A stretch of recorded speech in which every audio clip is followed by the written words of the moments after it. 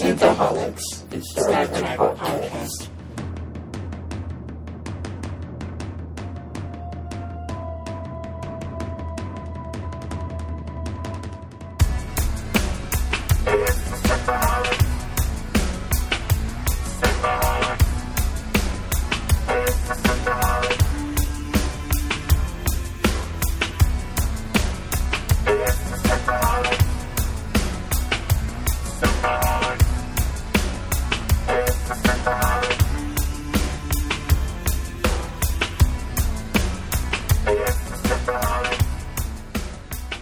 Welcome to Synthaholics. This is your host, David Duncan, and with me is Aaron O'Brien.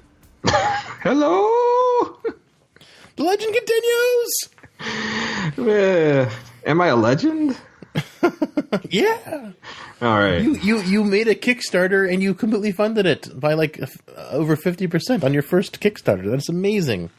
Yeah, I did actually. I was pretty surprised with that. But if anybody is listening and did contribute to it, thank you very much. I'm going to have my very first graphic novel in my hands by January, and in other people's hands too, as well. In my hands. Yes, in your hands too. So yeah, it's going to be awesome.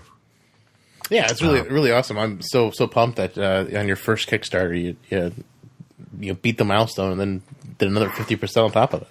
I just didn't think we'd be that. I honestly thought we'd be like, I thought we'd make it, but I thought we'd be like to the wire. Yeah. Be like, oh my God, I just need $50 more, So and we're at that point where you're just like, I'll just throw in the $50 myself just to push it over, It's like, well, yeah. I mean, a lot of people do that, which makes sense. But so it's very exciting for myself. That's awesome. Congratulations, my friend. Yeah. Return to Snakeland, the graphic novel, coming to bookstores near you. Woo! But we are not here to talk about that. We are here to talk about Star Trek Discovery, Episode 8, which is Si Vis Pacem para Bellum, which means if you want peace, prepare for war. It's Latin. Good old Latin. I had to take Latin in grade school. And in my book was written, Latin's dead as can be. First it killed the Romans and now it's killing me. Latin brings you to prose, which is pretty fantastic. I didn't write it. I found that it was a used book. Nice. That's a great quote. That should have been the quote for this title of this episode. I wish I paid more attention to Latin, honestly, because it's very prefix and suffix heavy. Mm-hmm. And I don't know if it's got the right grammar structure that Klingon does, but I imagine it's similar because I've been studying a little bit of the Klingon dictionary, and Klingon words are very heavy on suffixes and prefixes. And I'm like, wow, I wish I would have paid more attention to Latin. It might make learning Klingon a little bit easier. Yeah, I never took Latin, so I'm kind of ignorant on it. Not that the prefixes are the same, and I couldn't remember any of them off the top of my head, but I just remember having to do declensions, like writing out all the words, all the different suffixes and all the different prefixes, and I was like, this is so boring. Well, that's the thing is, language, it's cool if you can speak it, but it is kind of boring trying to dissect all the, the how the words come together, and when you get analytical about it, it doesn't seem very interesting. At least to me, it's not. Well, that's the great thing about Klingon. It's pretty much exclusively a spoken language. It's not spoken by a ton of people, but more and more the Klingon Language Institute is doing it, and we're still waiting for the Duolingo app to come out. They're running into some issues, and I can't wait for it to come out. I really want to start learning Klingon with more of an interactive way instead of just reading the book. Yeah, it'll be fun. And then you'll start talking in Klingon and I won't understand you. You'll just be calling me all sorts of Klingon insults my way. Everyone knows Patak. So. Yeah. We actually got a Patak drop in this episode. We did. Absolutely. Well, should we get into this episode? Let's do the non-spoiler chatter first. So this is a Star Trek Discovery, Season 1, Episode 8, airing November 5th, 2017. And as I stated before, the title of this episode is Si Vis Pacem para Bellum. Excuse me if I butchered that to those Latin people. Si Vis Pacem Parabellum, episode 8. So, what were your first impressions, my friend? Well, the first thing I really enjoyed about this was we get an away team kind of thing going on, which we really haven't seen too much except from the very beginning of this, the very first episode. So it was kind of fun to see that, see the crew out there with a mission and trying to complete that mission. So this is something new. We haven't really got a lot of that so far.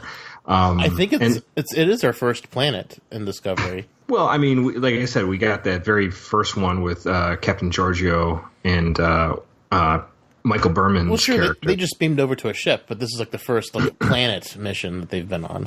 Because usually Star Trek is Planet of the Week, and this is like their first planet they've landed on. Oh, yeah, I agree. I mean, it's definitely – it used to be a Planet of the Week or something similar to that, and we don't usually get too many away missions. So we got a nice away mission, which was cool. And then, obviously, we've gotten some interesting political dynamics with the Klingons, which, you know, I think we're gearing up to some kind of confrontation. So with the Klingons and the Federation. So it was a fun episode. It was a little confusing at some points, and I'm sure we'll get into it. But there's a lot of fun visuals. Oh, it was definitely a beautiful episode. They put so much time and effort into this show, and it shows in almost every single frame of footage. Yeah, for sure. What did you think about it? I think it was my least favorite episode so far. Say it ain't so. Say it ain't so. Yeah, I don't know. I like how it started, and then it, I don't know. Saru's starting to feel like a little bit like Major Kira to me, and that's a turnoff. I hope he stops, playing the blame game, because you can't really get into it. It's spoiler free. Sure, but I'm just saying, like, he's playing. You're not liking it. You're not liking his character. He's playing the blame game. Like, Doug Jones does an amazing job with the makeup, and the performance in this episode is amazing. Like, you can see him smile through that makeup, and that makeup doesn't look like it can move very much, but you can see so many emotions through the makeup, and it is absolutely stunning. Doug Jones does an amazing job. I'm not digging how he's written in this episode. Yeah, I do want to get into his character more as we get further in after we do our breakdown of the actual episode. But I find it interesting, and I think there's reasons for the way he is. But I do understand why you might be feeling like, this guy. yeah, and still, like, this episode still feels like it's just moving the chess pieces. Like, I'm still waiting for, like, the main story to start. It still feels like setup to me at this point. It's just like, and I feel like we don't get the main story until the next, to the break. So after, when it starts back up in January, I think that's when we're going to get the main story. But even then, if Jonathan Frakes is right, we're getting a Mirror Universe episode, which will be a break from the main story. I'm not sure how it can carry the arc if they're going to a Mirror Universe episode, because those kind of have to be one-offs. Kind of. I mean, I don't see how it would play into the major arc of the war. You know what I mean? Yeah, we don't know. I mean, we just don't know how the Mirror Universe could tie into it, other than just obviously Spore Drive being able to jump maybe between different realities or dimensions, but we don't really know why this would happen. So, yeah. But I'm looking squarely in Stamets' corner. Sure. Stamets is going to be the key to that. If he's not, that'll be the bigger surprise, if he's not the key to the Mirror Universe in the show. Yeah, absolutely. Anything else you want to talk about, spoiler free? Not really. Okay. There's not, I mean, everything, other than just those basic observations is going to get into spoiler territory. So let's begin. Yeah, absolutely. So if you have not seen episode 8, definitely turn off this podcast now and return to us after you have seen it. Or if you like spoilers, then please listen. Please enjoy. So we have the very beginning. We have that there's a big fight sequence between the USS Gargan And that was a strange name of the ship. I had to rewind it. I was like, well, I didn't catch that name. Yeah, I was kind of surprised at that. At least it doesn't mean anything to me, but maybe somebody can tell us what that is. I didn't have a chance to look it up. But Discovery, it basically jumps in with their spore drive to rescue the Gargant. It's under attack by, I think 6 Klingon ships, but I could be wrong. But there's a lot. They do say 6. I only saw 3, but they kept cloaking and uncloaking, so it's kind of hard to tell. Right. So, and that's the thing is that they have these cloaking devices, but they don't call them cloaking devices. They call them invisibility screens. Which is a little confusing. Kind of like in TOS, they would call shields deflector screens. Mm-hmm. So it's like, are they shields or the deflector screens, or are they two separate things? Make a decision, people. Maybe cloaking devices and invisibility screens are two separate things, too. With Star Trek terminology, who knows? That is a possibility. But so Discovery, basically, we just get this full throttle attack sequence with the USS Gagarin and the Discovery. And they're blasting each other all over the place. And basically, Discovery is outgunned. And when they definitely try to save and put the Discovery between the Klingon ships. It was great. Because the ship flies in between, tries to absorb some torpedo attacks, and as soon as they jump in, Lorca's like, please fire at something, please. Lorca. It's just like every episode he's got some kind of snide remark to his crew. I'm just like, yes. You just love that guy. He's so awesome. Well, unfortunately, they are not successful in saving their fellow Starfleet ship, and that basically blows up. And then Discovery just goes to black alert, and they make their spore drive jump away. So they can. The cool thing about Discovery is they can pop in, and then they can pop out. It seems like somehow the spore drive is set up as a secondary system, because so far we've never had an issue where the spore drive doesn't work. The engines don't work sometimes, the warp drive's out, where they have to, figure out something. The spore drive has been 100% functional ever since Stamets has gotten his implants. Yeah, absolutely. Well, speaking of Stamets, next we have Stamets is in the jump or drive chamber, or whatever you want to call it. And when he seems... The spore chamber. Yeah, the spore chamber. But when he walks out, he sees Tilly, and he calls Tilly Captain. And then she goes, "Excuse me?" And she's like, "Did you just call me Captain?" That's my biggest fantasy. Oh, my gosh. Oh, my God, I'm going to be Captain. But then he realized what he said, and he starts becoming back to asshole Stamets. And he starts like, "Well, shut up, Tilly. What the hell do you know?" That was crazy, his turn, because he was looking all happy and high, and then he walks out, and he's super angry. I'm like, ooh. Right. Did Mirror Universe... version of Stamets go back to the Mirror Universe? I don't know, but I mean, something. I still think something's going on with Stamets. There's more to be found out with his character. So we get that little quick exchange, and then Stamets wanders off, swearing at people throughout the engine room. And then next we have a conference call between Captain Lorca and Admiral Trell, and so basically Lorca's like, "Why are we always outgunned all the time?" And the Admiral explains that House of Kor has got the Ship of the Dead working, and they have the invisibility screens working. We're just handing them out. We're just giving them out like candy. Feel loyalty. We can replicate this real easy. So we kind of have that, but then Captain Lorca says, "Well, we have something working on trying to counter that." And that countermeasure is Saru, Lieutenant Ash Tyler, and Michael Berman's character, and they are on the planet Pavo, and they are trying to get... Pavo Chekhov. It's not Pavel, it's Pavo. Oh, sorry. Here's the weird thing. Okay, I had a hard time wrapping my brain about this, but this is probably the reasoning behind it. But so the planet Pavo basically has this weird frequency that all the organic objects vibrate with a kind of a song, and Starfleet wants to use these vibrations to make some kind of sonar that's going to detect these invisibility screens on the Klingon ships. I don't know what that means. Klingons, it seems a little far-fetched. But maybe there is some science behind that. I don't know. But I mean, why can't they just make like regular sonar? Like, just because they have invisibility screens doesn't mean they shouldn't be able to like ping something off of it. It's still there. Yeah, but everything uses gas. Gas, Captain. Everything has gas. Thing has to have a tailpipe. Yeah, it's gotta have a tailpipe, right? So there's always that. Care to help me with a heart surgery on a torpedo? I'd be honored.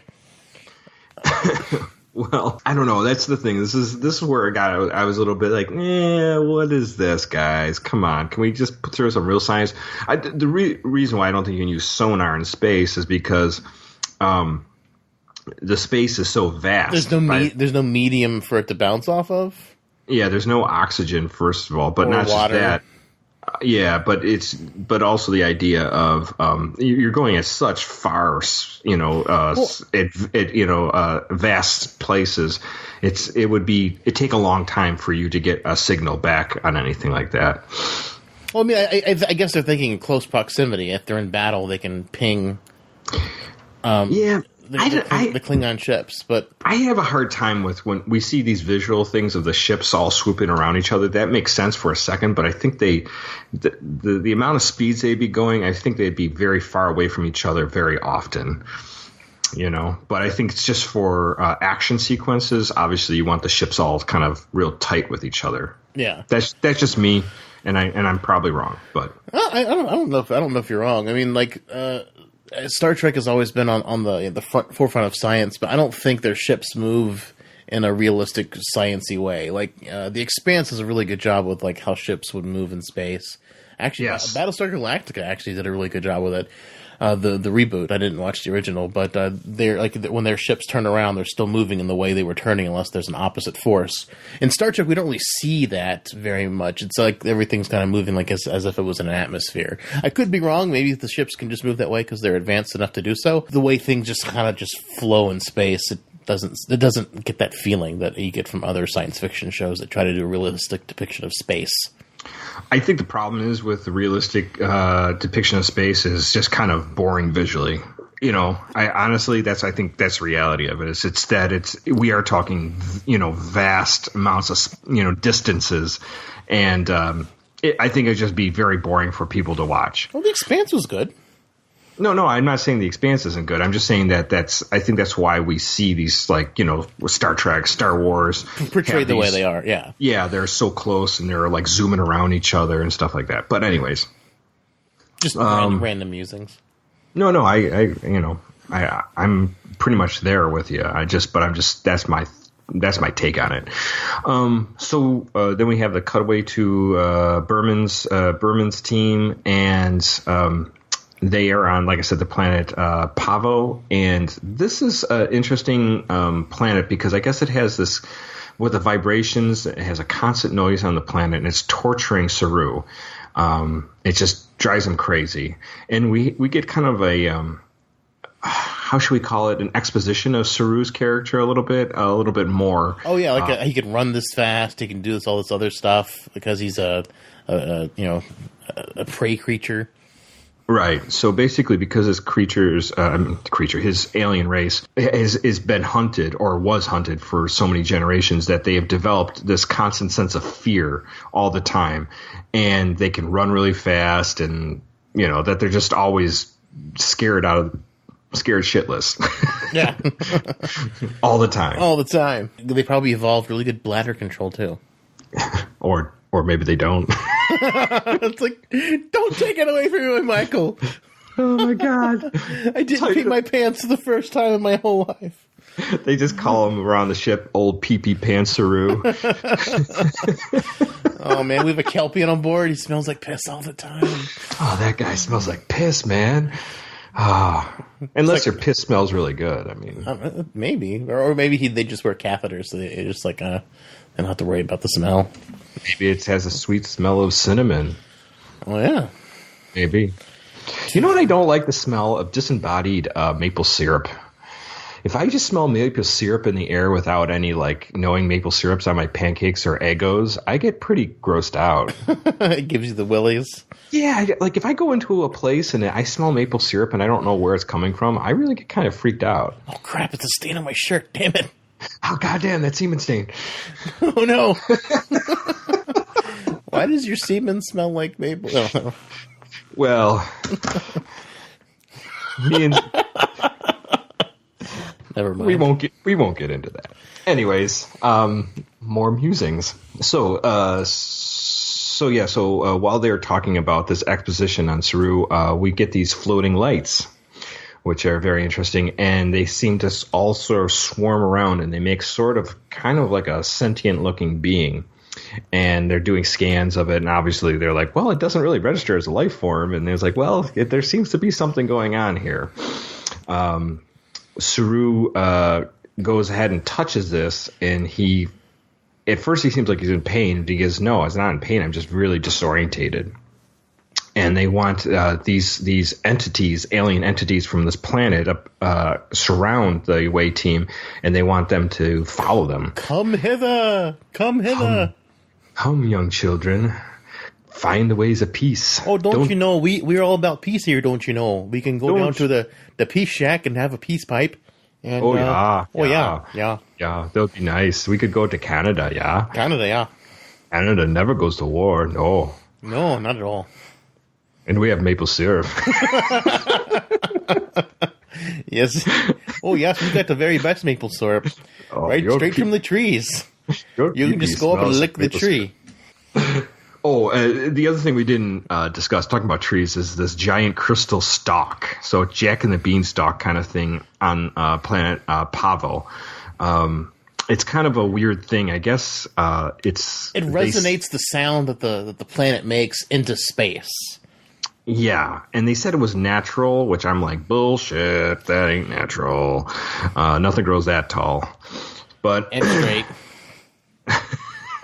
But anyways, it was interesting look. But that's where they were heading to originally. But when they came across these entities, these swirling lights that are some kind of alien intelligent life form, they decide to follow them. Next, we get the general, Klingon General Cole, and he basically likes Laurel's scar. I dig the scar.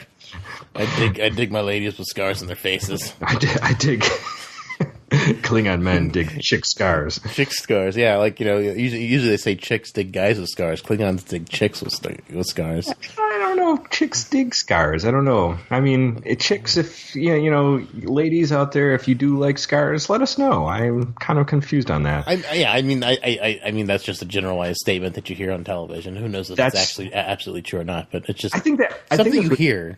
I think there was a quote from Evel Knievel. That he said that I forgot. I'll have to look it up. But it's Evel Knievel made this quote, basically that chicks dig scars. Evel Knievel's quote: "Bones heal, pain is temporary, and chicks dig scars." There you go. Oh, there's more to it. Yeah, everyone always drops the first two parts whenever you hear it in pop culture. Yeah. So, anyways, we get that little exchange, but then it was interesting because Morel's like, "Go! I want to prove myself. I'm a good interrogator. I'll go. I hear we've got a prisoner we can interrogate that isn't talking." And he's like, "Well, I'll consider you can join with me." He says, "But this won't get you too far. But we'll see how you do." It's like, go try, kid. But I, don't expect much from me. Yeah.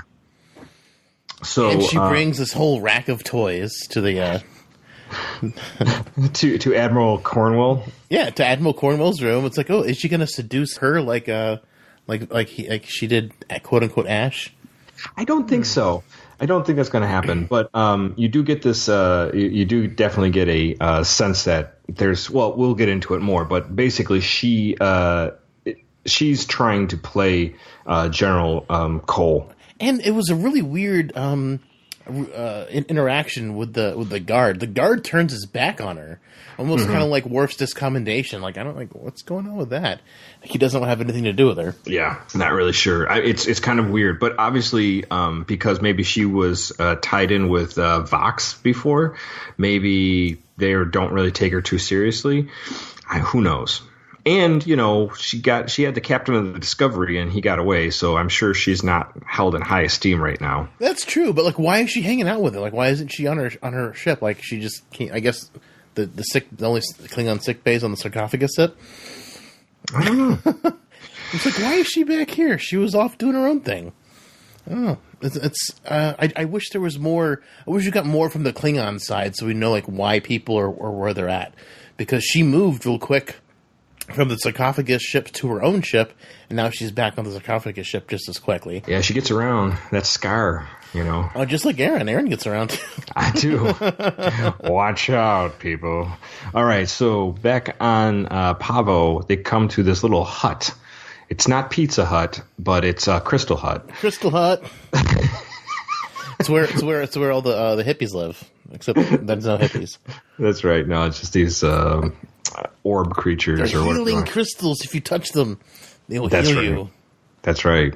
So, I guess the universal translator doesn't make any sense of what they're trying to, what these creatures are trying to tell them, but Saru is trying to make contact, and like I said, he finds it disorientating when he touches when he gets in contact with these creatures, but they're trying to follow the first contact protocol.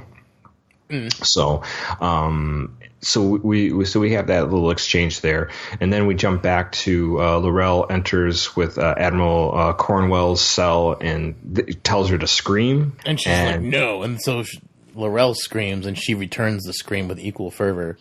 Yes, I think L'Rell was turned on a little bit. She's like, oh yes, you did good. Well, you're just hoping that they have this little like lesbian thing going on, aren't you? L'Rell likes to get in her prisoner's pants. What can I say? She's a little sadistic for sure, a little S&M kind of. Well, you know, Klingon. it's a way to mess with their mind. I mean, like it's torture's one kind of way to break somebody, but sexual assault is also just as bad, if not worse, a way to mess with someone's brain. And when you do both together, I mean. Okay, well. It's just. Can we go back to Crystal Hut? Anyways. Well, no, I just mean, from a torture perspective, you're trying to get information, like you're trying to take someone's mental defenses down as weak, and you're doing it on multiple fronts. Well, I'm sure you're right. I guess so. I wasn't trying to be sicko. I'm just saying, like, that's just something. It's something. It's something, and it could be effective. I don't know. Maybe that's what the Klingons do. We don't know. You're true. It's true. We don't know. We don't know how the Klingons do this. But anyways, so after the scream, I guess the guard kind of was like, oh, I guess he's torturing her, and then walks away. So whatever. Back on planet Pavo, we have a nice little exchange between Burnham and Tyler, and they're making this little plans for the future. So come and get a little house on the prairie. Yeah, Tyler keeps on talking about his boat on Lake Shasta. A little girl's going to roll through the flowers, like on the intro to Little House on the Prairie. And how he's going to catch trout and cook it for her. And she's like, I don't think that's where I'm going. I'm going back to jail for the rest of my life. My sentence was life. She'll be, a botanist in no time, just like Tom Paris. Yeah. Or you'll be, helmsman, whatever, And get lost in the Delta Quadrant, it'll be fine. Yeah, you'll be fine. You and Harry Mudd. So they're talking about it, and then they have a kiss between each other. I was like, no, you can't fornicate on the planet, because what if they get offended? Remember this race at Enterprise? They got offended of the crew eating in front of them? Man, just the whole planet can see you, and if you just have sex on it, you might offend the entire planet. Yeah, that's possible. Yeah, that's possible. But so they kiss, and basically they do the whole Spock's thing. The needs of the many outweigh the needs of the few or the one. Or the one. Yes, and then they kiss. Or the two. Or whatever. And Tyler suggests that maybe the war shouldn't end. So it's like, that way I can be with you forever if the war doesn't end.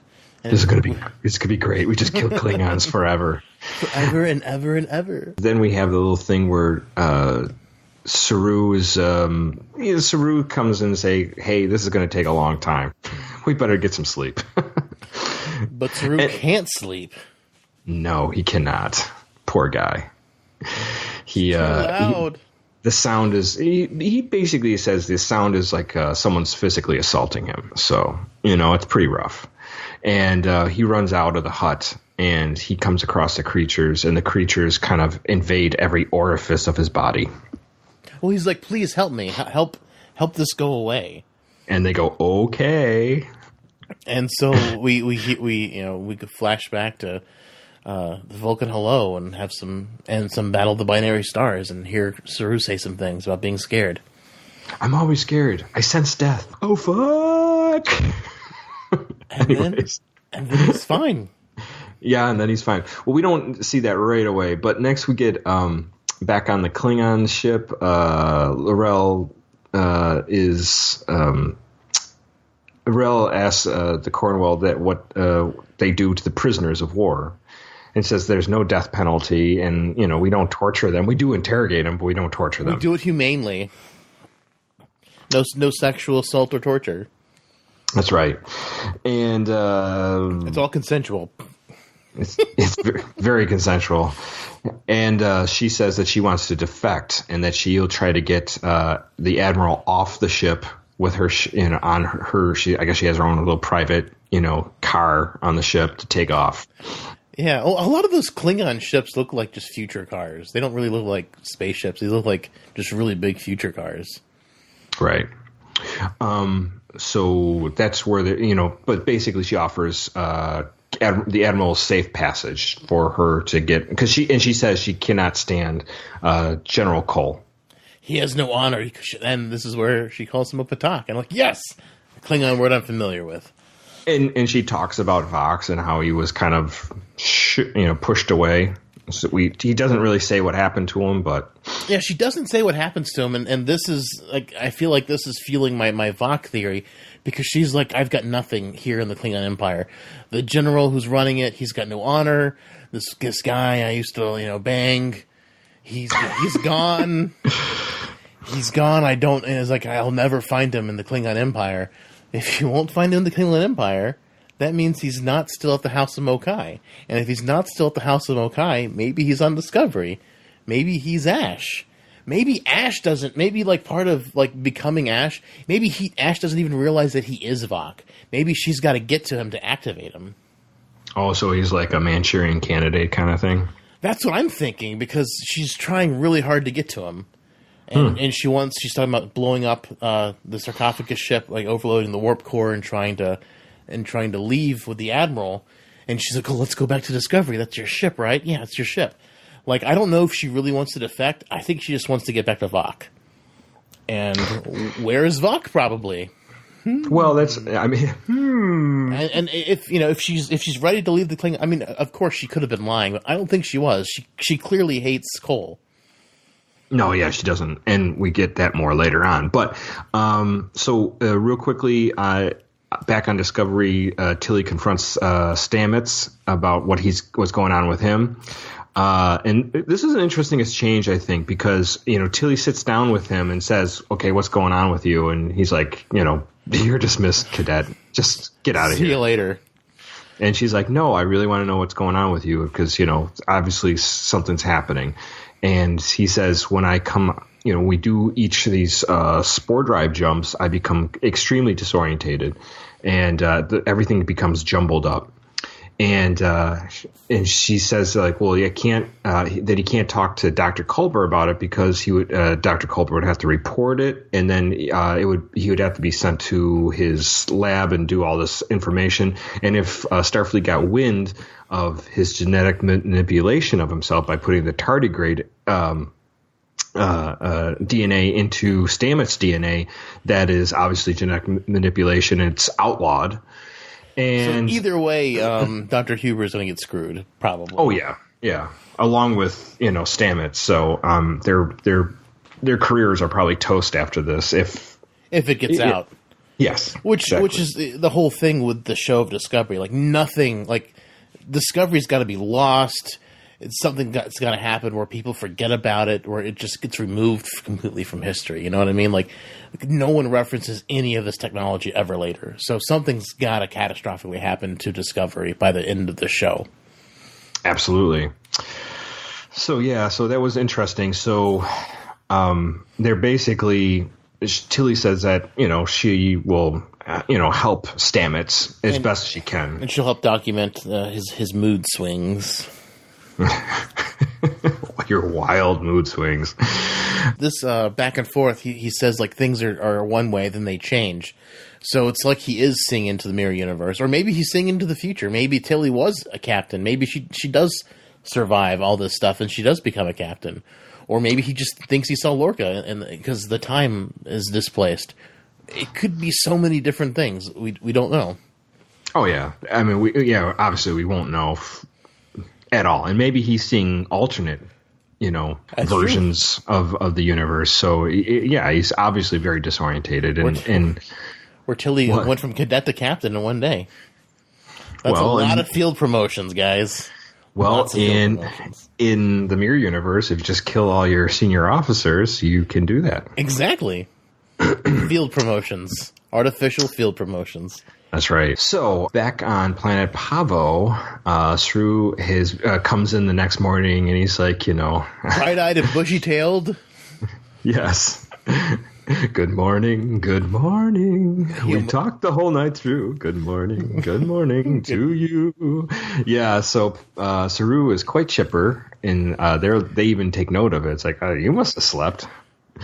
Absolutely. And he's like, they've agreed to almost everything, but the parameters have changed a little bit. Give me your communicators, please. And I was like, something's fishy. That's really when someone asks you for everyone's communicators, that's never complied to that order. Anytime anyone's asked for your phaser or your communicators, you're in bad trouble. Something's going to happen. So he smashes them. He just crushes them with his hand. So, meaning Saru, he's super strong, apparently. Yeah, he's extremely strong, way stronger than he lets on. And he's basically tells Burnham and Tyler that we're going to live in harmony here. These people, these creatures, they live in complete harmony. They don't ever feel any kind of malice or fear or anything. It's just everyone works together. I wonder if they're the Organians. Yeah, I was thinking about that, too. I was getting a very strong Organian vibe, especially at how the episode ends. Yeah, no, I was feeling the same way, too. I definitely had the feeling of an Organian, but obviously it's a little bit different, but, But it's almost exactly the same thing. Different, but almost the same. Different, but the same. Sort of like the last episode with Mud. So we get that, and that kind of like, that's where that ends. Like, we don't know, like, oh, gosh, Saru has turned evil. He leaves, and then Ash and Burnham are just kind of like scratching their heads. Okay, something's up. And so they formulate a plan. And Tyler pulls rank. Oh, yeah. He's like, yeah, we're going to go have some trout, and I'm going to cook it for you. But right now, I'm a senior officer. Yes, that's right. So he says that they're going to... do what I say. You're going to do what I say, all right? Just listen. And they're going to take what they need from the Pavonians. I think that's what they call them, Pavonians. That would make sense. So that was the plan there. So back on the Klingon ship, L'Rell and Admiral Cornwell are making their way to L'Rell's ship when they're discovered by Cole. And L'Rell said, what does he say to him? Says, you're more than I thought you were, or something like that. And then they start a fight between each other. Yeah, because they get stalled they get stalled because they're talking to each other. Instead of like running through the ship like they're supposed to be, they just kind of stop and talk, and so Cole can catch up to them. And remember what I said in Choose Your Pain about how, why you need a listening device on a literal bug when the ships should be bugged anyway. And obviously the ship is bugged because Cole knows exactly what's happening. Yeah, so Cole shows up, and they start this little fight between L'Rell and Cornwell. So L'Rell doesn't, lose face. And the Admiral's fine to go along with it, but apparently dies, I guess. Right. Yeah, well, or seemingly dies. We don't know. It seemed like she could still be alive, but we're not really sure. It did. I mean, she got her brain fried a little bit. Maybe this is her transformation into Leith. Her brain is scrambled. Because that's what everyone was saying. Maybe a lot of comments on Facebook that people think that Cornwell is Leith. And I was like, I don't see it. And maybe if she's still alive, which, I mean, she does refer to her as body and drags her instead of picking her up. But I mean, maybe dragging is a Klingon way. But she also leaves her in a room full of corpses. So I don't know if she's really Leithy or not. Yeah. She seems dead. She does seem dead, but we don't. It seemed. I kind of felt like they kind of left it like she could still be alive. But we'll see. It is ambiguous, I think. Yeah, it is very much. And so. Since she is a master of torture, maybe she knew it enough to knock her out and not make her dead. Who knows? Yes. So back on planet Pavo, we have Saru is talking with Tyler, and they sit there and they talk on the planet, making. He says that he believes that the problem before the planet was making so much noise, but he was not in harmony with it. And he thinks that if Tyler would become in harmony with this planet as well, that he wouldn't be so conflicted.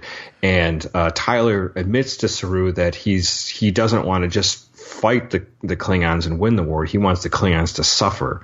And Saru sort of sympathizes. Well, of course, you were tortured for all that time. You must have all these issues. This is the first time we've seen any hint of PTSD from Ash. I'm not even sure if it's real PTSD. He's clearly stalling Saru because Michael is nowhere to be seen. And Saru's very concerned about this.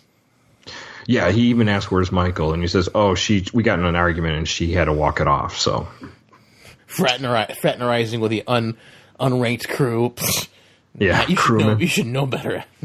Well, and so Saru says, you should become in harmony too. This green rock that looks like kryptonite will give you some kind of it's a nice big chunk of kryptonite.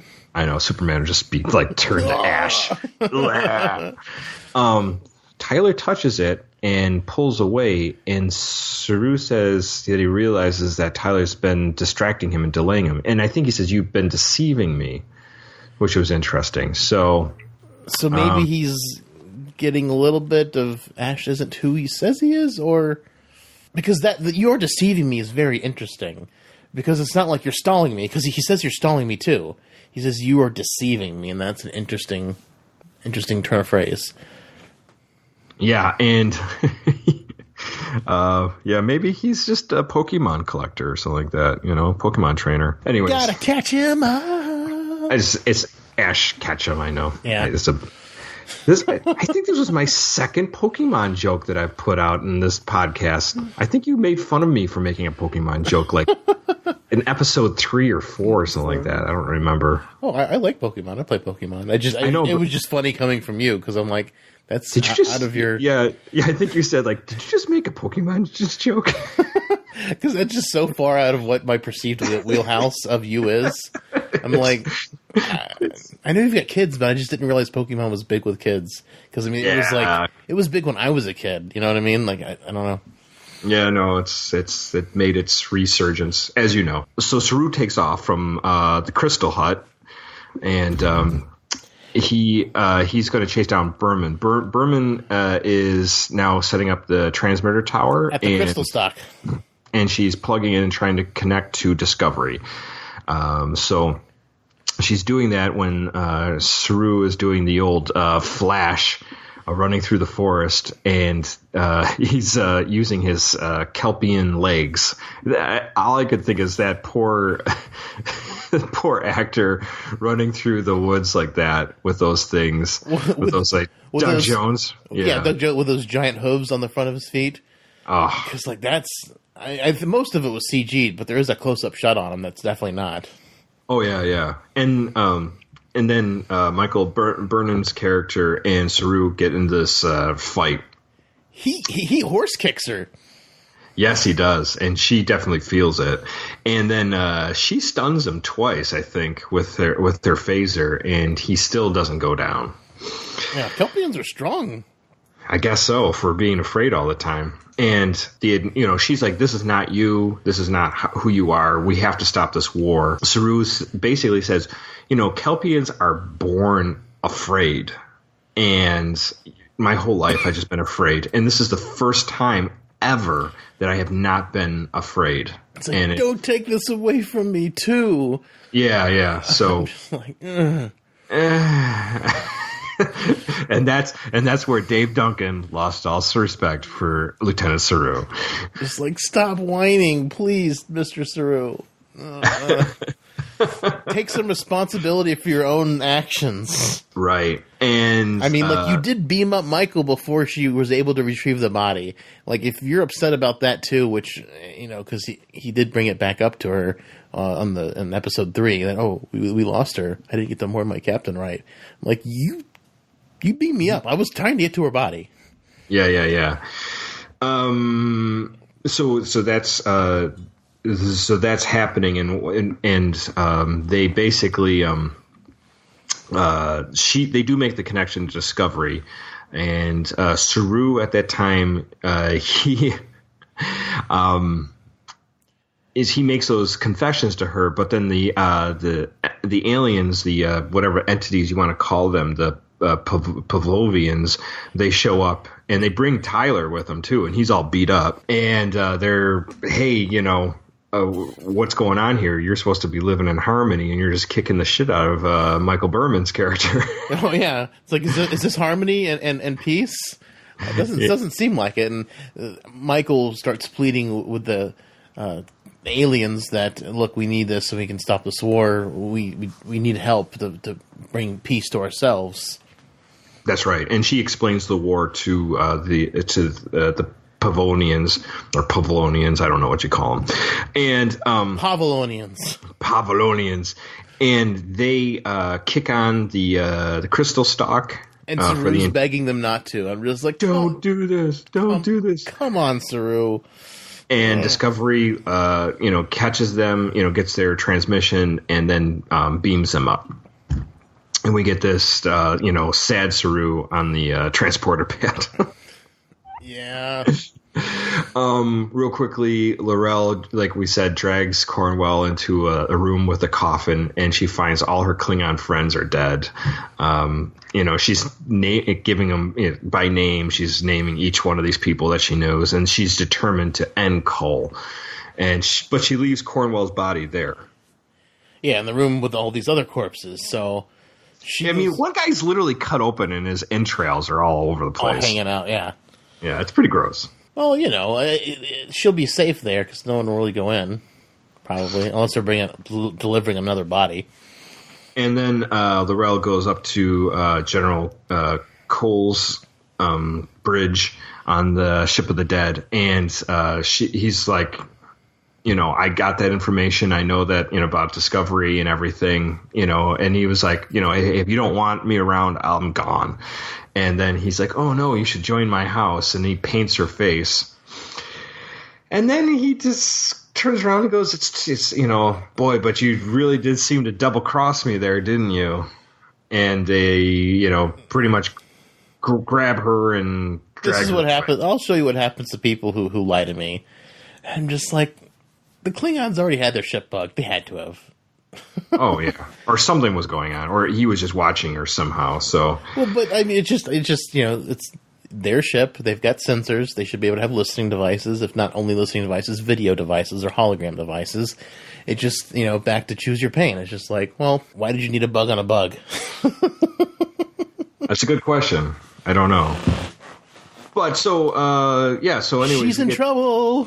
Yeah. So we get basically L'Rell could be, in trouble, but we don't know what her fate will be. So she gets dragged off. At that very last second on the bridge, one of Cole's, underlings says, hey, we're getting this transmission from planet Paval, and it's telling us to come to the planet. It's a very strong transmission. He's like, well, let's go check it out. And so the Ship of the Dead takes off to that planet. And next we have sick bay, and we have exchange between Michael Berman's character and Saru. And Saru's, embarrassed of what, how he was and how he acted. But he says that was the first time I didn't feel fear. So it was an interesting. I think it was an interesting character study on him. And then at this point, Michael's like, "Oh, you weren't yourself," and he's like, "No, that was 100% me with no inhibitions." Yes. So it's just, which is I could have forgiven the alien influence, but the fact that he was like, "No, that was all me," I'm like, I kicked the shit out of you because I wanted to. Revenge for Captain Georgiou. Yes, and then up on the bridge, basically they're saying that the alien crystal stalk is just pumping out this transmission, and they're saying it's pumping out this transmission to all Federation ships and into Klingons. So they're making that their planet will be the showdown. And they said that the ship of the dead has just is en route in warp coming into the system now, and that's how the episode ends. Yeah, and so it's coming. Lorca does yell at Michael a little bit. It's like, well, you didn't set it up right, and she's like, no, they're orchestrating this. Yeah, because they live in harmony and they want everyone to live in harmony. They think they're going to help. They do. Which is why I felt a very strong Organian thing, especially since they're bringing the Klingons and the Federation together. This feels very strongly of Organian. Oh, yeah, very much so. I mean, it definitely has the strong echoes from that. I'm not saying that they are Organians. I'm just saying that it feels like an Organian type situation. Oh, yeah, just like, Force Awakens is a rehash of New Hope. So, Dave, we have just seen episode 8. We have one more episode to go before our little break here. What did you think of this episode? It's an episode. They crammed a lot into it. I was kind of surprised they were able to cram as much into it as they did with all the cutovers to the Klingon ship. L'Rell wanting to turn coat, which I thought was interesting. I don't think it was a lie. I think she genuinely wanted to turn coat. I mean, don't you think maybe she's playing on the Admiral to get her sympathies, so she will be more. I think she wants. Obviously, she said in that little coffin room with all the dead bodies that she wants General Cole dead. Like she's determined to see his end, but don't you think that she's kind of trying to get on Admiral Cornwell's side, so she'll tell her more information? Maybe, but she didn't really tell her much. Yeah, she really didn't. So I mean, it wasn't. I mean, if Cornwell would have spilled more beans, I could have seen that. But their talk wasn't anything secret. It was all about how Federation treats their prisoners.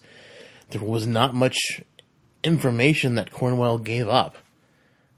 True. So I mean, it just. I mean, I see what you're saying. It could be the case, but she clearly wants Cole dead. Whether or not she's playing Admiral Cornwell, at least when she said she doesn't like Cole, that was 100% the truth. So yeah. I'm willing to believe that that's the case. And also, if in fact Vok is Ash and Manchurian Candidate style, and he needs to be activated, she's trying to get to him because she knows she's on Discovery. So I don't think, because again, this is all based on my theory. So I look at everything on how it supports my theory, and it seems that she's just trying to get the Vok. It's very possible. So we're going to have to find out where that takes us. She is an interesting character, and we don't really know how that, like you said, that chess piece is going to play. Because, like you said, this episode seemed to make a lot of moves on the chessboard, but no pieces were taken out really yet. So yeah, it's. I mean, maybe Admiral Cornwell is dead, but we don't know, and I don't think she's a big player on the chessboard unless she does get rescued and demotes Lorca. But no, she's like a bishop or something like that. She's not a big player. Yeah, so that was interesting. What else did you think? I mean, as you pointed out, Saru really disappointed you. Saru did disappoint me. I'm his character is getting really whiny, and it's in the episode where she gives him the telescope, I thought he'd take the high ground. It's like, no, she left it to you, and he's like, I'm taking this. He does not hesitate one bit. He is I mean, like, I understand that I understand why he's mean to Michael. I understand why he's got a grudge, and it is understandable to a certain point. But when he's like on the ground, like sniveling, he's like, "Don't take something away from me again." And it's like he knows why they're there. They're there to help win this war. He just wants to like live by himself on a planet with spirit beings. It just Saru, come on! Like, there's bigger picture. He doesn't seem like he's a very good first officer. Well, yeah. I mean, I'm going to take a little exception because he never did not have that feeling of fear, and it's I think we all have whatever inhibitions and reasons why we do things. Saru's is definitely his whole thing is geared on fear. He's always paranoid, he's always scared, and he's always going to make his decisions off of that. So I don't know. He might really have this might have intoxicated him to a point where he's just never felt that way before. It's like it's taking ecstasy or getting really drunk and just doing something really stupid. That might have been his form of intoxication. That's true. Maybe. But he just at the end he was like, that was all me. I'm just like, ugh. I mean, like, if he was willing to like pawn it off on the aliens, I would have given him more of a pass. But when he said that was all me for real, I was like, oh, you've disappointed me, Mr. Saru. I'm so disappointed in you. Like, you're a bad first officer. And we thought Michael Berman's character was bad. Yeah, at least she had like she thought for herself and like she had reasons for doing what she was doing. Whereas Saru was just like, I'm gonna hide in a corner now. Yeah, I don't know. I definitely feel I wasn't told. The reason his reasoning before that why he was acting that way seems off, but I do sort of get it. Maybe he just was so in love with the idea of not feeling that fear, and like you said, they're literally born afraid. Yeah, I maybe it's just my just unable to empathize with him as much as I should. It's an interesting thought, and it's like it's an interesting character study for Saru for this episode.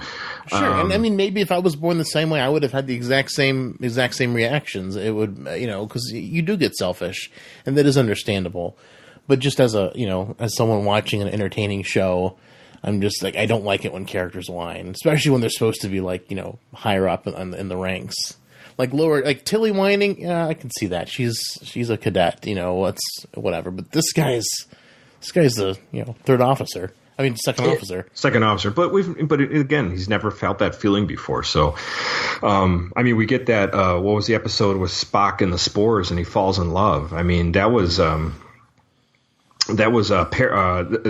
side of paradise or whatever it was, where he basically takes over Kirk loses command of the Enterprise. I mean, that's kind of similar. It is, but like, it wasn't really Spock. I mean, like, because as soon as Spock got control back, he was eventually able to fight it. Mm-hmm. But, I mean, sure, it relieves your inhibitions, but I think it also changes your character a little bit, because Spock was smiling and laughing and doing all that stuff, and so I think he's a good old time. Well, I think the spores in that episode were more like a mind control device to keep people on the planet. It was like a form of control. It wasn't 100% them acting on their own. It was like a form of entrapment to the planet. Yeah, that's excellent. But although they were trying to entrap Saru to the planet, or maybe Saru was entrapping himself. We didn't get any dialogue from the creatures or subtitles, so we don't know what they really wanted. Yeah, what they were saying. We just have to go on what Saru said, and anything Saru said after they melded with him was suspect. Don't know what was true or what wasn't.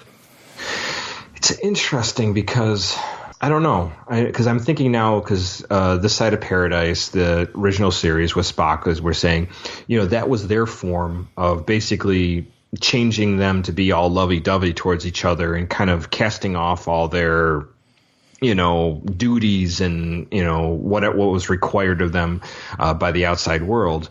And they became kind of central focused on what they just wanted at that moment, So if they just wanted to, fall in love, if they just wanted to eat or drink, Bones walking around with a mint julep in his hand or something. Yeah.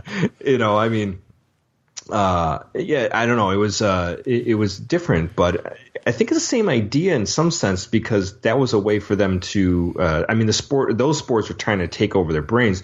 These things were trying to were breaking down, taking away his fear and making him feel at harmony with everything. And he'd never had that feeling before. I don't know. It would have been nice to see it happen to Ash too, maybe, so we could have gotten something other than Saru, because maybe Ash, even though at peace, maybe he'd be more honest than Saru, maybe. Yes, and the other thing is, which is interesting, is if this episode or if this thing takes place, like this big battle or meeting between the Klingons and the Federation happens on Pavel, or maybe the Klingons will become put in harmony with the Federation or something to that nature. It'd be interesting to see what would happen if a Klingon was put under the same thing as going on with that Saru went under. Yeah, that would be interesting, but the preview for next week makes it look like there's going to be like a one-on-one fight between Michael and Cole. Yeah, sure. Which is like an interesting... We're going to decide the fate of the war with a one-on-one battle. Combat to the death. Game of Thrones. Where's Tyrion Lannister?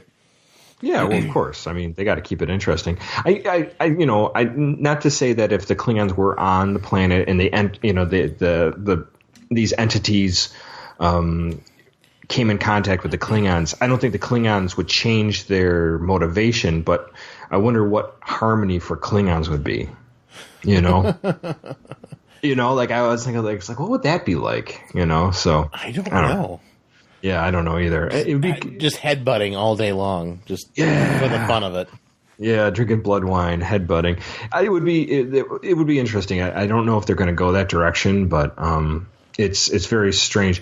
And Michael Byrne's character was definitely very scared that if the Klingons found out that they helped them, that they could definitely come to that planet and obliterate it.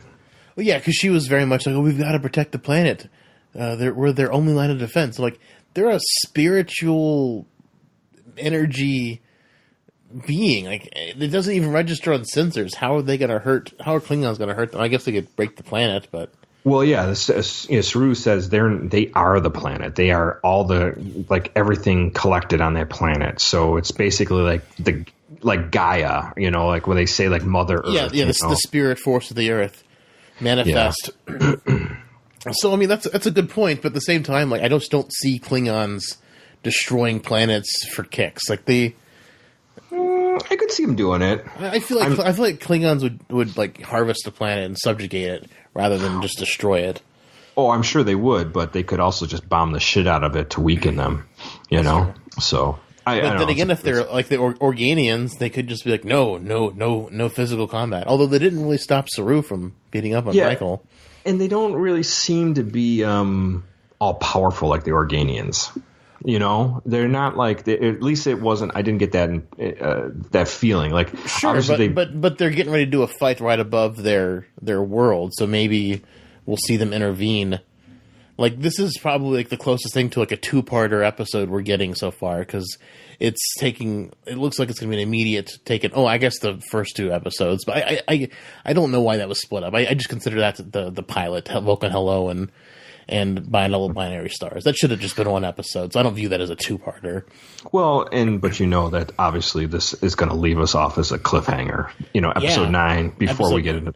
Because, this episode could have sort of been a cliffhanger, but it seemed kind of weak. So something's got to crazy happen next week. Yeah. It's got to be crazy. Although I should probably tame my expectations a little bit, because if it's not too crazy, I might be a little bit upset. But I think that's part of the reason, because I know I wasn't super in love with the episode last week. I wasn't super in love with the episode this week. And I think after Context is for Kings and Choose Your Pain, and The Butcher's Knife Cares Not for the Lamb's Cry. Those 3 episodes got me on the super high. And then, like, the episodes after that haven't been quite as good, in my mind. I do agree a little bit, but I think this episode was a little bit better. I think we got I liked the character study on Saru, and I liked like you said, the moving the chess pieces on the board. I mean, maybe Cornwell is taken out, but for the most part, all the big pieces haven't been taken out yet. So yeah, it's still all like moving around. Like I'm just chomping at the bit for like the story to start. You know what I mean? Like for the big events to happen. Because it's all been posturing. It's been great posturing for the most part, but it still feels like posturing. Yeah. No, I agree. What were your big things you liked about the episode, or thoughts about the episode? Well, my big thing, tell you the truth, is it just seems like my biggest criticism is it seems like the science on this is getting more and more fuzzy. Like, I don't mind... like Star Trek always takes sort of the science and kind of like extrapolates on like with the imagination of what could happen with this. Here we're talking about like crystals and like, you can come with harmony with this and glowing rocks. And it's not like we've never seen anything like this in Star Trek before, but it just seems a little bit like, okay, you're just fudging anything just to push the story along. Them trying to figure out a workaround for the cloaking device and all that stuff it's interesting, but I just don't see how that correlates with what's actually happening. Well, I agree with you on the science, because as soon as like we hear Michael talking about her mission log and how they're trying to find some way to get through the Klingon screens, it's just like, okay, here's another thing that's not going to make it past the Discovery era. You know what I mean? It's right. I keep seeing things. They keep talking about things that are just like that aren't going to make it past this era because they're never ever brought up again. So at that point, it's kind of like I'm kind of rolling my eyes a little bit, because I'm just like, okay. I mean, there's so much about Discovery that just can't exist beyond this era in time, except for maybe inside of Section 31. So it's just kind of like I'm almost getting a little bit fatigued at seeing them trying to talk about stuff that doesn't exist in the rest of Star Trek. You know what I mean? Yeah, and that's the thing is I get a little frustrated. That's one of the things I like. We always bag on not Discovery, Voyager for like their fuzzy science. It's like, I get it. It's not supposed to be like perfect science, but it should kind of like have some kind of monocle of real science. And when they introduced the spore drive, I was like, all right, it's an interesting concept. I wish they used something other than saying it was like a mushroom fungi spore that is somehow like living in the subspace or that spans the universe. Yeah. I mean, it's an interesting thought, but it seems like way out there, And well, actually, I read an article like a week or two ago saying that the writers jumped the gun on the tardigrade stuff, because something came out saying that tardigrades could, adapt DNA that is injected into them, but then another study came out like right after it that said they couldn't. So there's, I mean, I don't know how valid these claims are. I didn't read the original studies. I was just reading what this guy was saying, and so some guy could just be totally biased. I mean, it's on the internet. You don't know what's real and what's not all the time. It's fake news.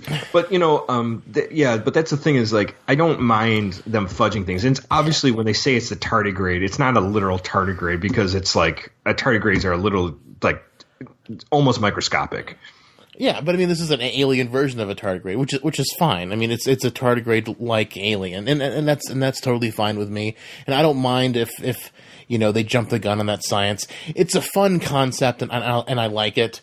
And I know it's got to come to an end. It's got to end in a disaster, because it's never ever shown anywhere in Star Trek. That's fine that there's one piece of technology like that, but they keep like if they do this prism thing, like I guess it's not going to work, anyway. But I just feel like it just gets on my nerves a little bit that they're trying to come up with these other technologies that just don't ever pan out. I'm just like, I know they're not going to pan out, because I know what the future of Star Trek is, which is part of the reason prequel, like back when we heard it was a prequel to begin with, I was kind of like, prequels aren't the best way to do things. I mean, I don't, if they're going to do a series on the war and it's multiple multiple seasons on the war, that's exciting to me because I'd like to see that period of history and how they overcame it, and that's interesting to me. But if they keep throwing out these things that we know aren't going to pan out, it doesn't feel exciting to me.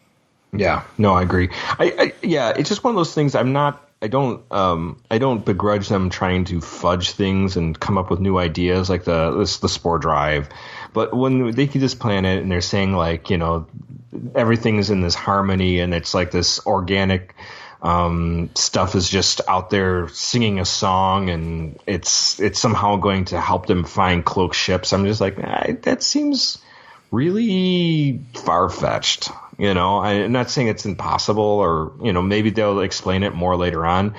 But, when they use crystals and stuff like that, I'm like, you're getting into kind of new agey shit, and I'm not really down with it, But I mean, like if they clearly said they're trying to develop a sonar. I'm like, why do you need the crystals on this one planet for sonar? I feel like that wasn't explained very well. Like, why can't you develop your own kind of new sonar tech or something? Like, I agree. It's one of those things. I literally was like, come on, like, it just made me go on like that's just kind of fuzzy writing. I wish you would have thought this through a little bit more. It's kind of like magic to make the Sandusman go mad. Like, why didn't Stamets go to Captain Lorca? Like, just lock everyone out of the computer except for yourself. Do it now, and Lorca would have done it in a second. He would. Lorca would have been fine. Like, I'll have full power. That's fine. And then Mudd gets on the ship. He can't hack it since he doesn't have the general access that gives him full access. If he's totally locked out, then Lorca can stop him. He doesn't have his force fields always around him as he moves throughout the ship. One and done. You don't need 64. I mean, maybe you need a couple because you don't know what's happening at first. But I mean, like by the second or third time, Stamets should have been like, Lorca, just lock the computer to your voice only. Yeah, right. It just seems like it would be a really easy fix after 2 or 3 jumps or 2 or 3 loops. Yeah, I don't know. It's just so that's just it's one of those things that just it's kind of irking me a little bit. If they would have showed that loop and how it didn't work, that would have alleviated that for me. Like, that's how it didn't work. But they never even went that route. They never even tried to lock him out of the computer with the captain's access. Yeah. That we know of. No, we don't. Yeah. So that's my issue is with the big issue. I liked, unlike you, I do sort of enjoy the exposition of Saru and his character. We're getting a little more on him, and maybe he isn't the perfect character. Your points are valid. They're totally valid, and it's nice to have that that different way of thinking of things, and I like that. But he's just starting to feel like Kira to me. Course correct. Right. Yeah. So anyways, that's the thing. The Klingon thing it's interesting. I gotta admit, a lot of people complaining about the subtitles. The subtitles. I do wish they picked a different font. It's getting a little the serifs on those subtitles are just a little bit hard to read sometimes. I don't know what it is, but I understand what they're trying to do, like visually make it more fun to look at, but there's a lot of reading to do. And I admit the font does get lost a little bit in the backgrounds. They should change the color or make it maybe a little bit more bold. Yeah. But I like the full Klingon. I still don't understand why people are complaining about the subtitles, but I could stand the subtitles to be bolder or a different color to make them pop a little bit more. I like the Klingon too. There's some things that it's like tiresome on the eyes because I do want to watch what's going on, and it's I do want to watch, because the ship is so beautiful and the makeup is so well done and the costumes are so intricate. I want to look at this stuff, but I'm looking at the bottom part of the screen, so I don't know. Yeah. So that, and I do wonder what's going to happen here with this battle if they're going to just completely obliterate the planet, because and how could they possibly make the harmonies that this alien race or this planet has to, how can they make it into a countermeasure against their cloaking devices? And will they do that fast enough? Or will they do it at all? Because Lorca was complaining that it wasn't working. Yeah, because the aliens had their own agenda, so the aliens allowed them to contact Discovery, and then they also took it upon themselves to contact the Klingons. Right. And it does look like Stamets is going to be way overtaxed like the tardigrade, and maybe he'll roll into a ball and wet his pants. He'll expel 80% of his water. And then Saru will be like, all right, someone else singing my song. So. Oh, man. But one thing I was really impressed with the preview was that how they're using the Discovery to attack the sarcophagus ship by just black alerting every couple seconds. They shoot it from all sorts of kind of angles, and they can't get a lock on it. So I thought that was kind of cool, but that's where Stamets is going to get taxed. And maybe the cliffhanger will be they end up in the mirror universe. Like, he just gets so taxed from that engagement that he moves them to the mirror universe. But we don't know what order things are going to happen. Maybe that battle happens first, and then Michael goes on board to have that one-on-one fight with Cole. We don't know, because they're really good at faking us out, because one of the parts at the end of the trailer for this week's episode, whenever they're showing previews for this week's episode, they said, we've got time to mourn later. So you thought, oh no, is Saru going to die? Because they were like trying to really fake you out. And he was saying, and that was at the very beginning of the episode, whenever the Federation ship got destroyed. So they're really good at faking us out on these previews. So it's hard to tell when this stuff, what order the stuff will happen. I imagine the spore drive thing will happen first, and then that's when Stamets gets tired out. That's when they have their one-on-one battle with Cole. Although it would be fun to see like the cliffhanger of them just like jump, and then they're in the mirror universe and stuff. They just got out of a nasty fight, and now they're in a bad spot. Yeah. Oh, absolutely. Because something's got to be, like they've got to end up in a really tough situation for there to be like a big cliffhanger for the mid-season finale. Yeah, I mean, obviously we're going to get something pretty big, or it'll be, I'm hoping it'll be something to be like, get people to be more interested to see what direction it takes. So yeah. Yeah, I'm still really excited to see where it's going to go. I don't mean to sound like I'm too hard on the episode. It's just Saru, just like, and it's still like all those chess pieces. Like I keep saying, chess pieces keep moving. And I'm just waiting for why. You know what I mean? Like yeah. But sometimes chess is just it's a long waiting game until something breaks loose. Someone makes a move and it's a bad move, or it's a move that alters the whole game. So that's the thing. We only have 7 episodes left. We're past the halfway point, and it's still all stuff just is moving around. I'm just like, stop moving. Like make stuff happen. Well, granted, the but also so short. But granted, but we also got a lot of great character development during that time. That's so true. We've seen a lot. We've seen a lot with Michael Berman's character, with Tilly, with Saru, with Stamets, and even Tyler, even Harry Mudd. Yeah, Harry Mudd was great too. So yeah, I mean, and the Klingon characters too, obviously. So yeah, Colin Laurel. Yeah, Laurel is definitely taking. As much as I may be kind of complaining about this episode and the last episode, the writers are squeezing so much into these episodes, and that it's still being only 45 minutes. So it is extremely impressive to see what they're able to fit in to these episodes. It's just, I think part of maybe why I'm complaining is that they pitch this like strong story arc. It's going to be about a war, and then. I mean, we're finally starting to get into the war in this episode, I think. Mm-hmm. Oh, yeah. But it's just like, okay, they were pitching new Star Trek. It's going to be different and all this stuff like that. It is, but at the same time, it's still extremely Star Trek-y, which isn't bad. It's just they seem like they were pitching something different than what we're getting. You know what I mean? Yeah. It's like what they pitched and how it sounded is different than what we're actually getting, which may not be. It's not a bad thing. It's been extremely Star Trek-y, which I'm very happy about.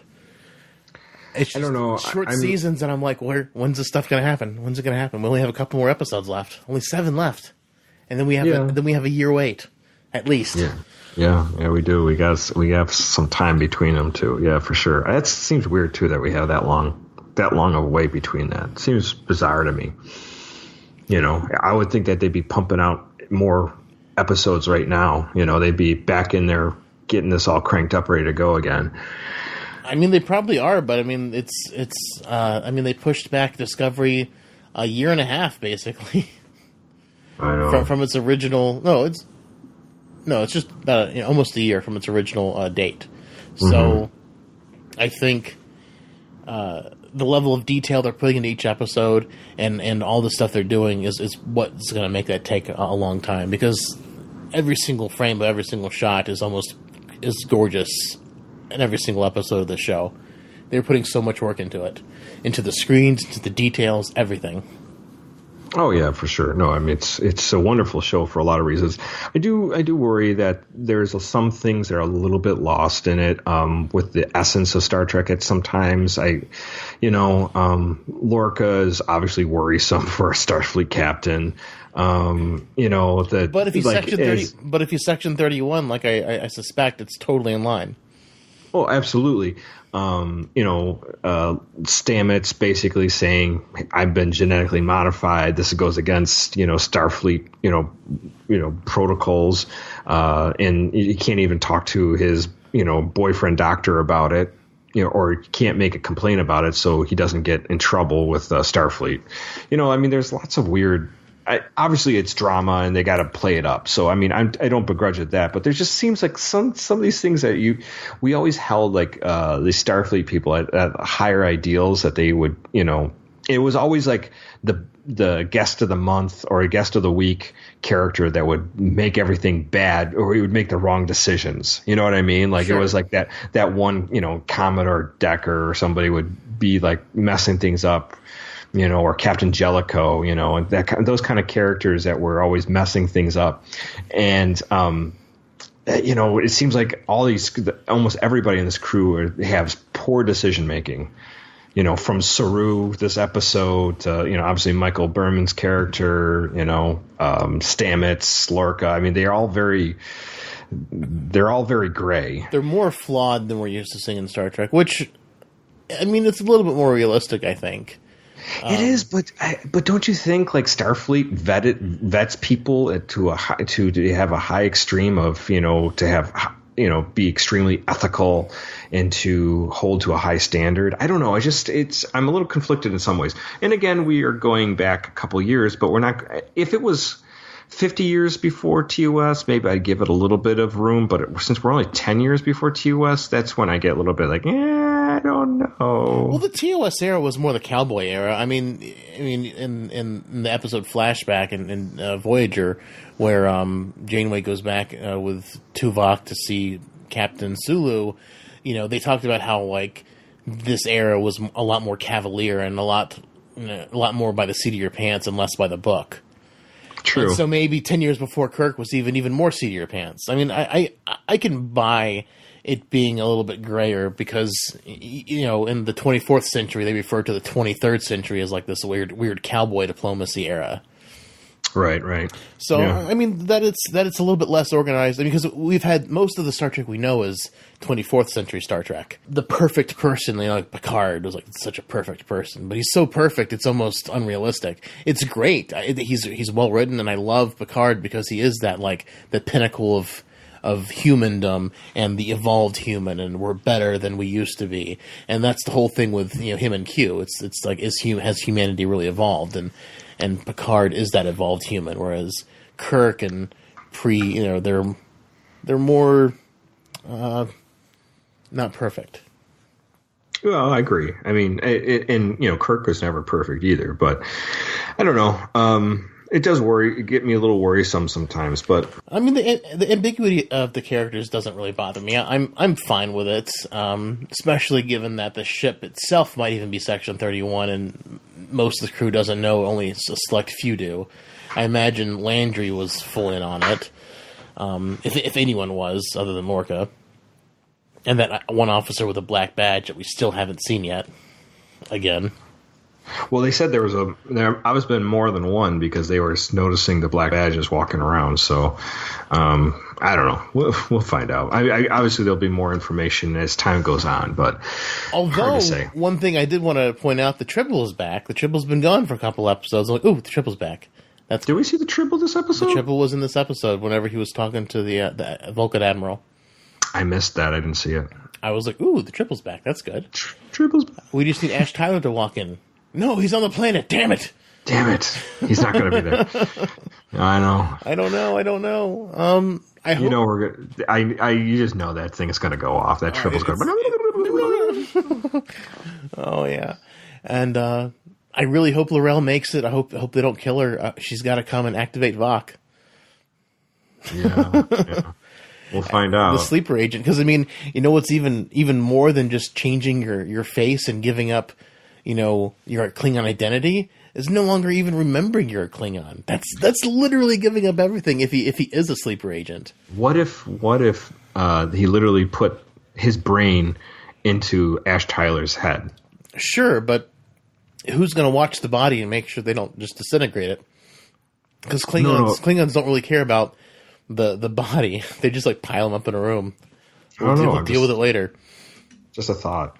I mean, I don't think it's a bad thought. It's just the body. I mean, I don't know. I feel like he'd have to worry about his body getting destroyed. But if he's just surgically altered and he's just had Ash's brain downloaded into him, that would be far easier to fix. So he can just get transformed to have his the surgery to get his old body back. Mm-hmm. Mm-hmm. Who knows? Well, I mean, it could go either way. I mean, we don't know exactly how the Klingon technology works. No, we don't. Not at all. Which is just a thing. I mean, like, I love the show. I want more.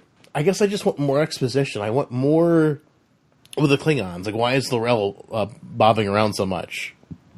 Yeah, right. She's on the sarcophagus ship. Then she's got a mission to go do her own thing. And then she's back on the sarcophagus ship. It's just like, well, why is she moving around so much? I mean, I guess it's because the plot needs her to, but I would love to have, like, a more background information. And they're supposedly talking about how the Klingons had their heads shaved because their ridges are some extrasensory stuff. And we still haven't talked about Klingon biology other than the fact that they might have more than one sexual organ each. I mean, these are things that we've heard from the makeup artists. They say they're supposed to be revealed in the show, and like we still haven't had a lot from the Klingons on what's going on unless it's directly interfering with Federation stuff. You know what I mean? Oh, yeah, for sure. So I would love more Klingon-centric episodes to get more what's happening with them.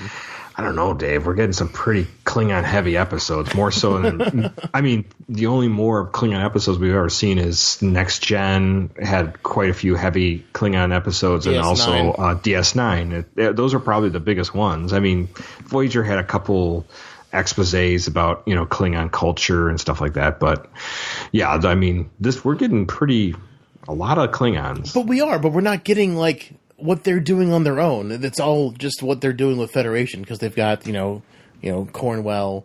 It's like we only see them in context of the Federation. We don't see them doing their own thing, except on a little bit of Choose Your Pain. Butcher's Knife? Butcher's Knife, yeah.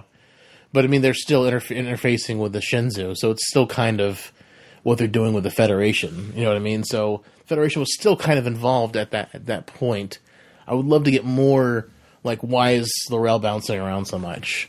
More like why they're all bald. Like I would love to see it, addressed.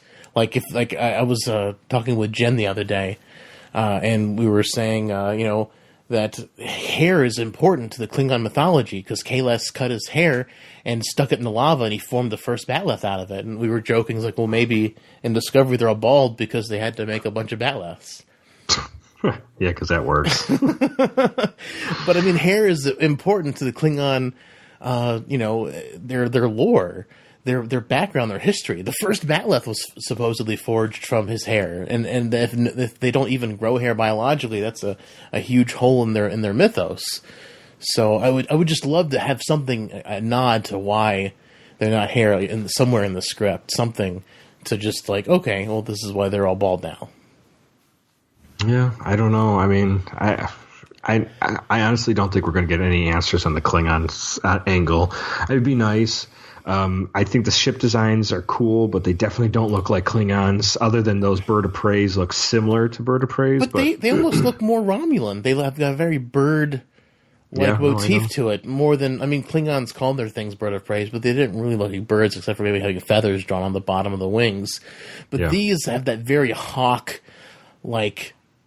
Bat like very much like more like Romulan technology. Well, they look like a earlier precursor of the bird of prey that we saw in Star Trek 3 when it first showed up. So, sure. I don't know, whatever. I've kind of just turned off the Klingon thing. I just accepted it, and I've not really thought much about it. I do like how they look. I think they're pretty cool looking. I like how they look too. I just would love an acknowledgement to how Klingons have looked in the past. Just something like a one throwaway line would be all I need to be feel happy about it. Yeah, but I think that one throwaway line would have you'd need more. You'd have more questions. Yeah. So because the way D'Kuvma was talking in the first 2 episodes, it seemed like he was kind of referencing the human augment virus and how purity was super important to being Klingon. Mm-hmm. And having the augment virus and looking human is kind of like degrading, but they haven't mentioned that sense. No, not at all in this. No, I don't think it's going to be. I don't know. I maybe something else. Maybe because we're seeing now. Here's a possibility. What if the augment thing took place, and maybe these Klingons use some kind of genetic manipulation to give them back their ridges or something to that nature?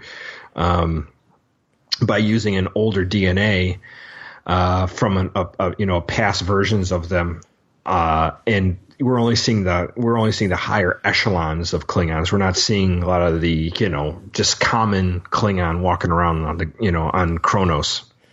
Sure, like maybe what happened to them was that they were so repulsed by the Klingon augment virus that they found some serum to make themselves ultra Klingon, like even more Klingon than regular. That's definitely an interesting theory, Aaron. I like that. What if we find Neanderthal carcasses and stuff like that with the DNA still intact, and they can and they have the elongated heads, because they found skeletons and elongated heads on humans or pre-humans.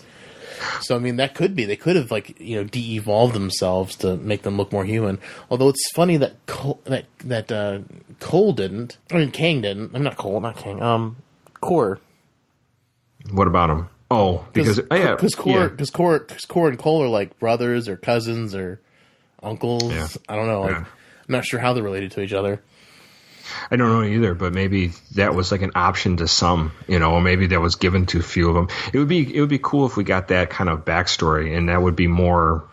Because if they did something to themselves to make themselves ultra Klingon to even further differentiate, or maybe that's how they fix the genome by breeding ultra Klingons with the human augment Klingons, then they can get the regular Klingons back.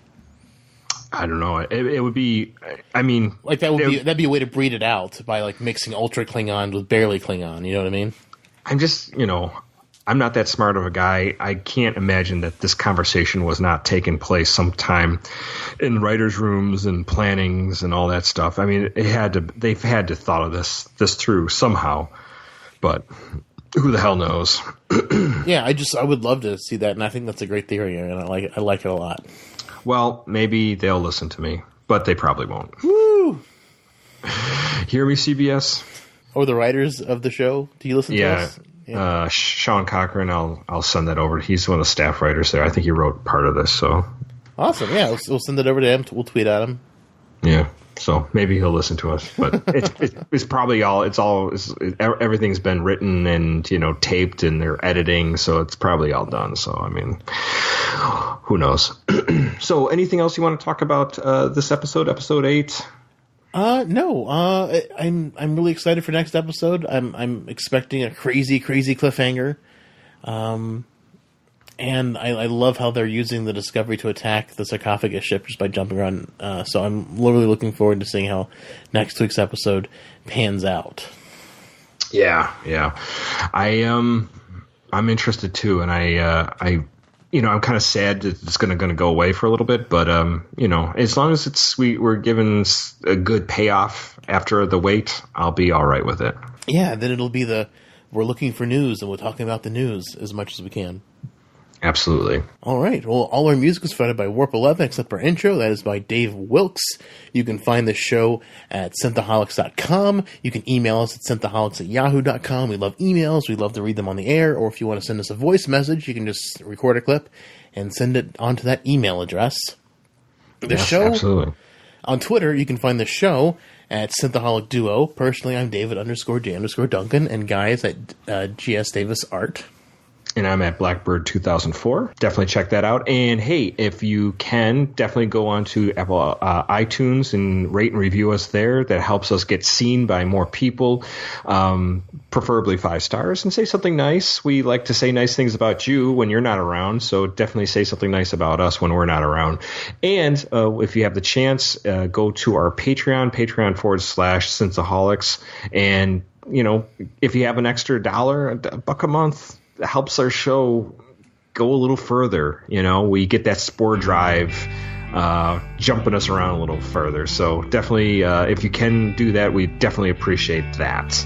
Yes, very, very much so. And something new I've just started doing on our YouTube channel. You can listen to our podcasts. Those have been coming out for the last, several months.